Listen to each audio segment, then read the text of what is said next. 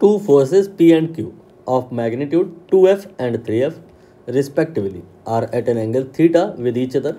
If the force Q is doubled, then their resultant also gets double. Then what will be the angle? Question आसान शब्दों में कहें तो ये है कि आपके पास में दो तो फोर्स गिवन है, एक P और दूसरा Q. इनके जो मैग्नीट्यूड हैं these are 2F and 3F. इनके बीच का एंगल अपनी तरफ से आप मान लीजिए थीटा, और यही हमें निकालना है. और यहाँ पर दो केस बनेंगे. पहले वाले केस में जो रिजल्टेंट है 2F और 3F का, ये आप R मान लीजिए. दूसरे केस में क्या होगा? दूसरे केस में बोला गया है कि Q जो है, if the force Q is doubled, मतलब जो ये 3F है ये अब 3F नहीं है, ये आपका चेंज हो जाएगा, ये हो जाएगा 6F. तो जो रिजल्टेंट होगा, बोला गया है ये R नहीं है, ये भी डबल हो गया है, ये है 2R. बताना है थीटा कितना होगा. आई होप क्वेश्चन क्लियर हुआ होगा. चाहे तो आप कर सकते हैं. फॉर्मूला क्या लगेगा?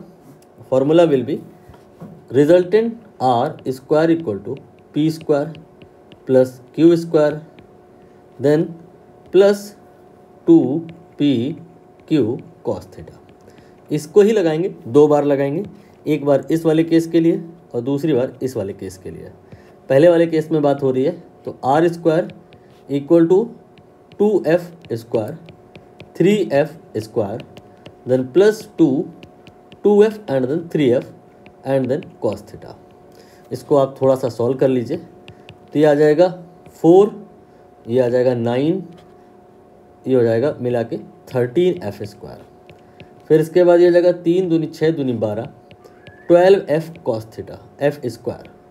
ये हो गया आपका equation 1 corresponding to case 1. Now case 2 जहाँ पर ये तो वही है, ये बदल गया है और रिजल्टेंट ये भी बदल गया है. R की जगह आपको क्या करना है? दूसरे वाले केस में R नहीं लेना है, 2R लेना है. तो हो जाएगा 4R स्क्वायर इक्वल टू यहाँ पे P, ये 2F ही रहेगा, ये हो जाएगा 4F स्क्वायर. Q ये भी चेंज हो गया है, ये हो गया 6F, यहाँ पे 6F square of that 36F square then 2 then P ये है 2F एंड देन Q ये है 6F एंड देन एंगल वही सेम दैट इज थीटा. तो यहाँ से और थोड़ा अगर सिंप्लीफाई करें तो 4R स्क्वायर जो आएगा 36 and 4 will be 40F square then plus 6 दूनी 12 दूनी 24 F स्क्वायर कॉस थीटा. ये हो गया आपका equation number 2. Now we have two equations 1 and 2. With the help of these equation we have to calculate what? We have to calculate theta.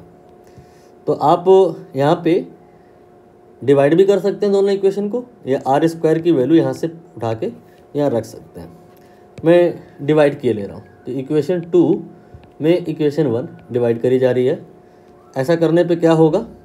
LHS divide कर रहा हूँ मैं, 4R square by R square, ये आ जाएगा only 4.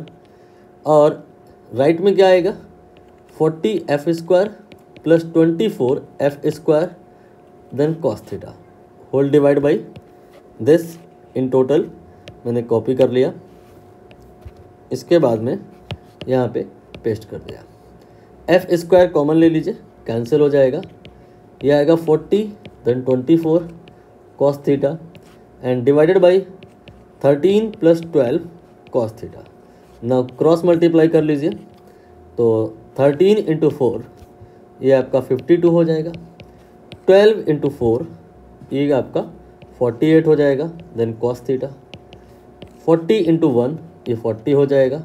24 into 1 ये आपका 24 हो जाएगा. ठीक है. और अब इस वाले को आप लेफ्ट में ट्रांसपोज कर दीजिए तो ये जाएगा 48 cos theta minus 24 cos theta. और इस 52 को राइट में ट्रांसपोज करिए, ये आ जाएगा 48 minus 24 that is 24 cos theta. ना 40 माइनस 58 ये कितना होगा? It will be -12. Cos theta here is -1/2 and ये आपको याद हो गया होगा अब तक कि ये होता है 120. तो यहाँ पे थीटा की जो वैल्यू आएगी that will be 120. Option A.